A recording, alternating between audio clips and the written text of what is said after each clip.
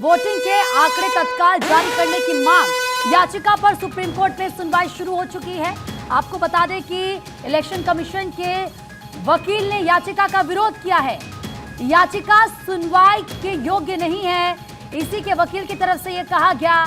Election commission को बदनाम करने का प्रयास किया जा रहा है, वकील की तरफ से यह तर्क दिया गया है। तो इस वक्त की बड़ी खबर आपको बता रहे हैं, वोटिंग के आंकड़े तत्काल जारी करने की मांग वाली याचिका पर सुप्रीम कोर्ट में सुनवाई शुरू हो चुकी है और ऐसे में इलेक्शन कमीशन के वकील ने याचिका का विरोध किया है। उनकी तरफ से यह कहा गया है, वकील की तरफ से यह कहा गया कि याचिका सुनवाई के योग्य नहीं है, इलेक्शन कमीशन को बदनाम करने की यह कोशिश है।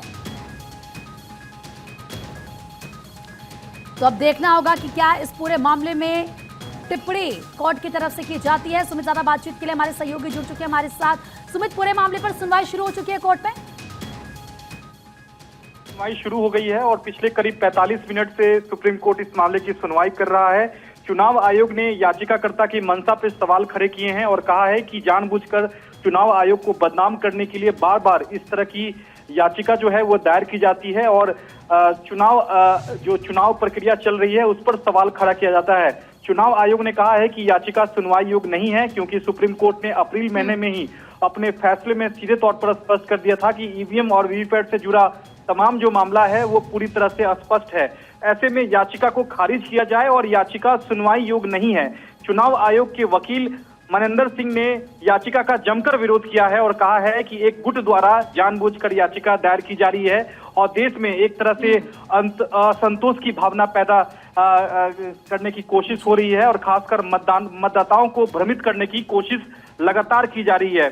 सुप्रीम कोर्ट ने भी इस याचिका पर सवाल खड़ा किया है। सुप्रीम कोर्ट की जो बेंच है, जस्टिस दीपांकर दत्ता, उन्होंने याचिकाकर्ता की मंशा पर सवाल खड़ा किया है और कहा है कि जो याचिका दायर करने की जो टाइमिंग है उस पर कहीं ना कहीं सवाल सुप्रीम कोर्ट ने खड़ा किया है और पूछा है याचिकाकर्ता के वकील दुष्यंत दवे से कि चुनावी प्रक्रिया शुरू होने के बाद यह याचिका आखिरकार क्यों दायर की गई।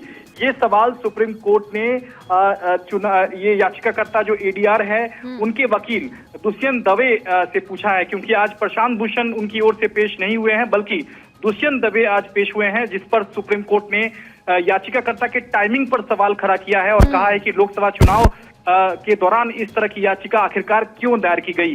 कहीं ना कहीं सुप्रीम कोर्ट ने इस पूरे याचिका पर एक बार फिर से सवाल खड़ा कर दिया है। फिलहाल सुप्रीम कोर्ट इस पूरे मामले को लेकर सुनवाई कर रहा है और उम्मीद है कि सुप्रीम कोर्ट इस याचिका को आज खारिज कर दे, क्योंकि फॉर्म 17C यानी कि जो मतदान प्रतिशत का जो डेटा है वो चुनाव आयोग की वेबसाइट पर अपलोड करने की मांग है, यानी कि पब्लिक डोमेन में लाने की मांग है।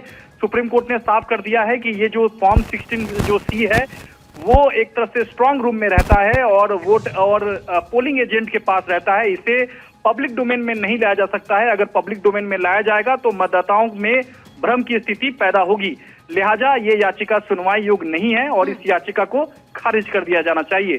तो फिलहाल इस पूरे मसले को लेकर सुप्रीम कोर्ट में प्रीति सुनवाई चल रही है। थोड़ी देर में एक आदेश आ सकता है जिसमें सुप्रीम कोर्ट इस याचिका को खारिज कर सकता है। जी, यानी कि थोड़ा इंतजार करना होगा सुमित। और सुमित, जिस तरीके से ये चुनाव आयोग की तरफ से कहा गया कि महज आशंकाओं के आधार पर फर्जी आरोप लगाए जा रहे हैं और अगर आशंकाओं को ही देखा जाए तो कोई तो कुछ भी कह सकता है, यानी कि इससे भ्रम भी तो पैदा होगा जो मतदाता है उनके अंदर। जी बिल्कुल, देखिए चुनाव आयोग ने याचिका का जमकर विरोध किया है। चुनाव आयोग के जो वकील हैं मनिंदर सिंह, उनका सीधे तौर पर कहना था कि आखिरकार इस वक्त जब लोकसभा चुनाव चल रहा है ऐसे में इस वक्त याचिका दायर करने का क्या मतलब है। फॉर्म 17C जो है वो नियम के मुताबिक यह कहता है कि वो स्ट्रांग रूम में रहेगा और पोलिंग एजेंट के पास रहेगा। ऐसे में इसे पब्लिक डोमेन में लाने से भ्रम की स्थिति पैदा होगी और ये जो मांग है वो एक तरह से सरासर ये कहीं ना कहीं ऐसा भी हो सकता है सुमित, जो याचिका करता है उन पर भारी जुर्माना लगाया जाए, हो सकता है ऐसा? बिल्कुल, चुनाव आयोग ने भारी जुर्माना के साथ याचिका को खारिज करने की मांग की है और चुनाव आयोग ने 26 अप्रैल के सुप्रीम कोर्ट के फैसले का हवाला दिया है, जिसमें जो जज इस वक्त सुनवाई कर रहे हैं, जस्टिस दीपांकर दत्ता ने ही एक ऑब्जर्वेशन किया था कि इस तरह की याचिका दायर कर देश की छवि को यहाँ धूमिल करने की लगातार ऐसे याचिकाकर्ताओं की ओर से होती है।